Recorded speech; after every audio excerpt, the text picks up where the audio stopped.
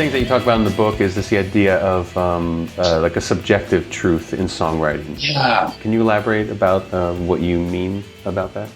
Yeah, for sure. That's a really good question. So I guess the stuff with subjective truth is about saying, and this is one of the things I think often makes a good song. There's something like,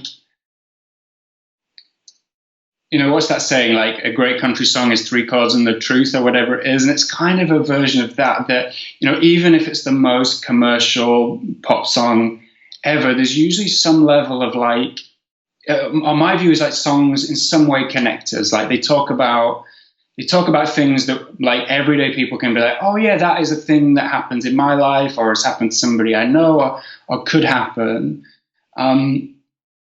And that to me is what the like subjective truth is. It's about like diving deeper beneath the kind of actual truth, if that makes sense.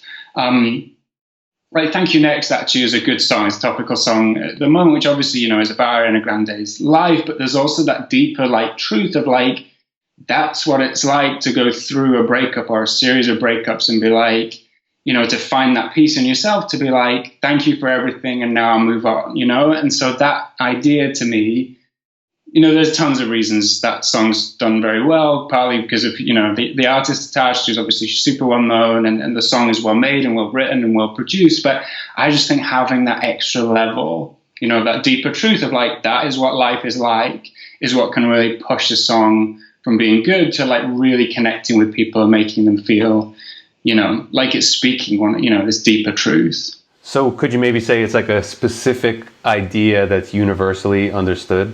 Yeah, exactly. That's a really good way, that's a really good way of saying it. And I guess a lot of it comes, from our background in theatre and film, where, we're writing songs for a longer story. So it's much clearer that like, not every movie, but most movies, let's say, explore some kind of like deeper truth. So like, for example, Aladdin is the story, but it's also about like what it means to be yourself. And that is kind of Aladdin's journey throughout the thing. He pretends to be someone he's not, he doesn't get what he wants.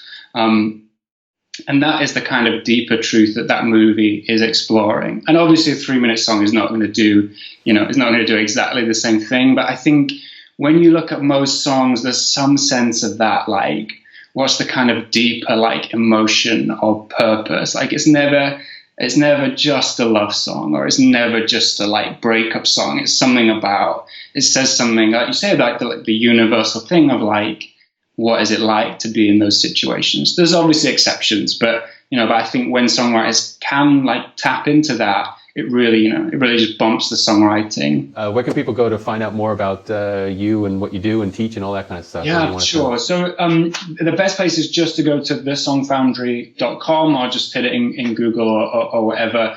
And basically all the stuff is on the site there. There's like, I can't remember how many, there's like 60, 70 articles I've written over the past few years. There's all the info about my book. If anyone is interested in working with me one-on-one, all the details. Great, and I'll put a link for that below so people can get to it easily. Okay, so hopefully that information helps you out. If you're looking for a lot more ways to improve your songwriting, I've got a couple of cheat sheets for you that you can download by tapping on the screen here. And if you have not yet subscribed to this YouTube channel to stay updated on our latest songwriting videos, you can tap our logo on the screen for that. And I'll also have links for that stuff below this video. So thank you for checking this out, and I'll talk to you in the next one.